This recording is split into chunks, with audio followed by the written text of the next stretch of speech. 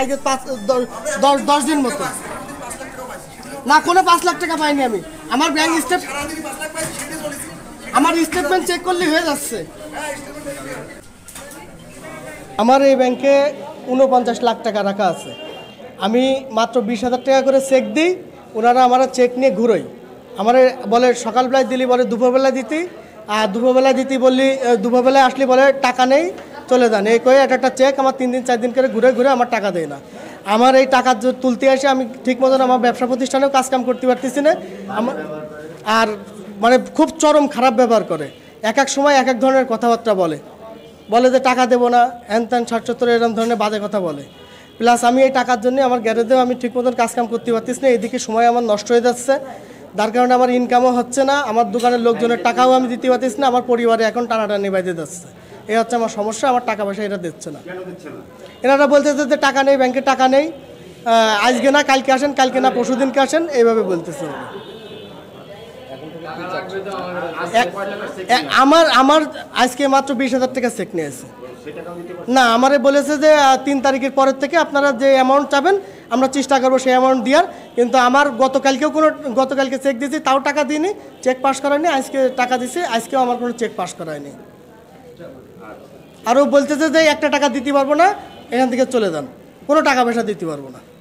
আমরা দীর্ঘদিন ধরে এখানে এই ব্যাংকে আমরা বিশ্বাসভাবে টাকা জমা দিয়ে যাচ্ছি। এখন আমাদের যখন টাকার প্রয়োজন, আমাদের নিজেদের টাকা, এই ব্যাংক কেন দিতে ব্যর্থ হচ্ছে? মানে ব্যাংক যদি কোনো টাকা দিতে ব্যর্থ হয় একটা গ্রাহককে, তাহলে সেই গ্রাহকের আস্থা কোথায় থাকে? আর কোন আস্থার বলে আমরা সেই টাকাটা সেই ব্যাংকে রাখবো? একটা সদস্যর আমরা চাই এর অতি শীঘ্র এর একটা ব্যবস্থা গ্রহণ করুন কর্তৃপক্ষ, এই আশা করি।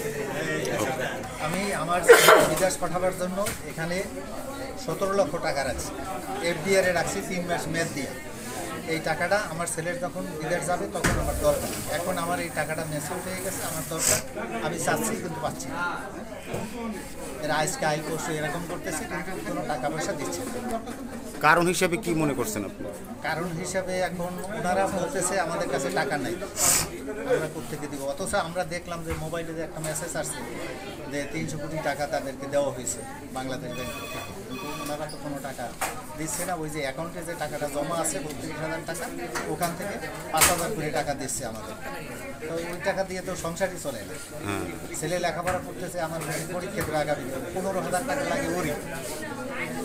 তাহলে আমি এইভাবে চলবো, এভাবে তো চলা যাবে, কারণ টাকাটা কখন দেবে, কী দেবে না দেবে তাও কিছু বলতেছে, ওটা কোনো কথাই বলতেছে। আচ্ছা, কোনো সুরাই আমরা পাচ্ছি যে কী করবে না করবে, একটা কথা বলবো আমাদেরকে, ঠিক আছে আপনারা আসছেন, ঠিক আছে আমাদের সদস্য আমরা 3 বা 5 দিন কোনো কথাই তো আমরা পাচ্ছি না। আমাদেরকে যা বলা হচ্ছে যে টাকা পাওয়ার ব্যবস্থা হবে, তো এখন তো পরিবেশ দেখেন আমরা 5,000 টাকা দিতে পারতেছি না, তো কিছু বলার নাই। মানে টাকা নেই না, আমাদের ক্যাশ সাপোর্টটা আমরা দিতে পারতেছি না এইভাবে অ্যাভেলেবেল। এটা খুব কবে নাগাদ ঠিক হতে পারে? এইটা এই মুহূর্তে আসলে বলতে পারতেছি না। আপনার নাম আর কি বলেন? আমি মোহাম্মদ মেহেদি হাসান ফিরোজ, অফিসার পোস্টে আছি, ফার্স্ট সিকিউরিটি ইসলামে। ঠিক আছে।